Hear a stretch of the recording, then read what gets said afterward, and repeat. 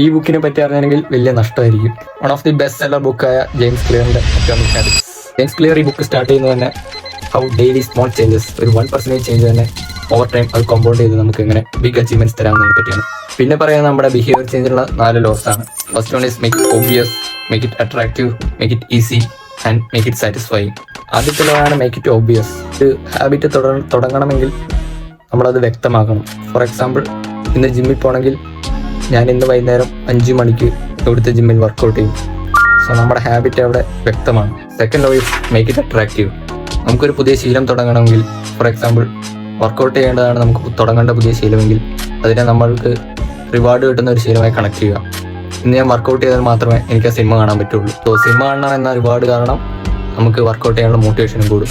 Third law is make it easy. So കൂടുതൽ വെള്ളം കുടിക്കണം നമ്മുടെ ഗോളെങ്കിൽ ഒരു വാട്ടർ ബോട്ടിൽ വെള്ളം നിറച്ച് നമ്മുടെ ടേബിളിൽ തന്നെ വെക്കുക. Fourth and final law is make it satisfy. എന്തെങ്കിലും ഒരു ബിഹേവിയർ ചെയ്യുമ്പോൾ നമുക്ക് സാറ്റിസ്ഫാക്ഷൻ തരുന്നുണ്ടെങ്കിൽ നമ്മളത് വീണ്ടും റിപ്പീറ്റ് ചെയ്യും. ഒരു ദിവസം വർക്കൗട്ട് ചെയ്തിട്ടുണ്ടെങ്കിൽ അത് കലണ്ടറിൽ എക്സിറ്റ് മാർക്ക് ചെയ്യുക.